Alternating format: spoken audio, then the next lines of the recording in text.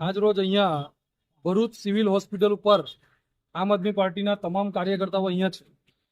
2 ઓક્ટોબરના દિવસે જ્યારે ગુજરાતની અંદર ગ્રામ પંચાયતોની જ્યારે સભા રાખવામાં આવી હતી, ગ્રામ સભા રાખવામાં આવી, એ અરસા દરમિયાન જે દંતુરિયા ગામ છે, આ દંતુરિયા ગામની અંદર ડેપ્યુટી સરપંચ અને સરપંચ જ્યારે હાજર હતા, તલાટી હાજર હતા, તમામ ગ્રામ સેવકો હાજર હતા, એ જ સમયે ભાજપના આગેવાનો દ્વારા ત્યાં આગળ એમના કામોને સવાલ ઉઠાવતા એ લોકોએ હુમલો કર્યો। એમાંથી આમ આદમી પાર્ટીના એક કાર્યકરને માથાની અંદર ઇન્જરી થઈ, એ લોકોએ બ્લોક મારી દીધો।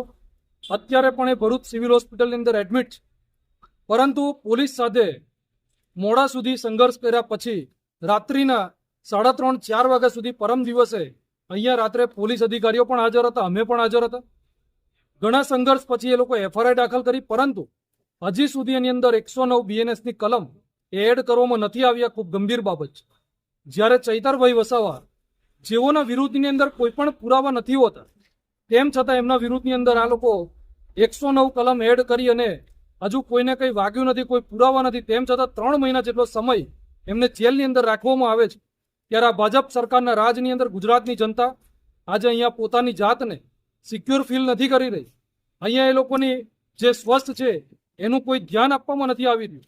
એવી જ એક ઘટના નેત્રંગ તાલુકાના પિંગોટ ગામમાં થઈ। એક મહિલાને ભાજપના તાલુકાના જે સંગઠનના પ્રમુખ છે એને પેટની અંદર લાત મારી।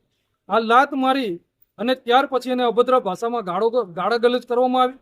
જ્યારે મોદી સાહેબ આ ગુજરાતની અંદર મહિલા સુરક્ષાઓની વાતો કરતા હોય ત્યારે શરમ આવે છે કે આવા ગુજરાતની અંદર આ મહિલાઓની સુરક્ષા આજે નથી થઈ રહી।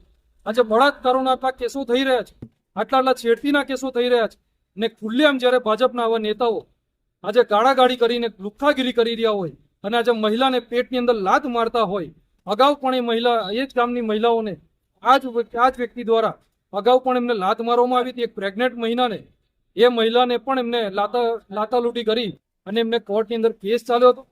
આ જે વ્યક્તિ છૂટી અને ફરીથી જ્યારે આ જ ઘટના કરી રહ્યો છે, આ જ બનાવ બનાવી રહ્યો છે, આ ખૂબ ગંભીર બાબત છે। ગુજરાતની મહિલાઓ પણ સુરક્ષિત નથી અને મોદી સરકાર અને ભાજપ સરકાર આજે નારા લગાવી રહી છે કે મહિલાઓ અહીંયા સુરક્ષિત છે।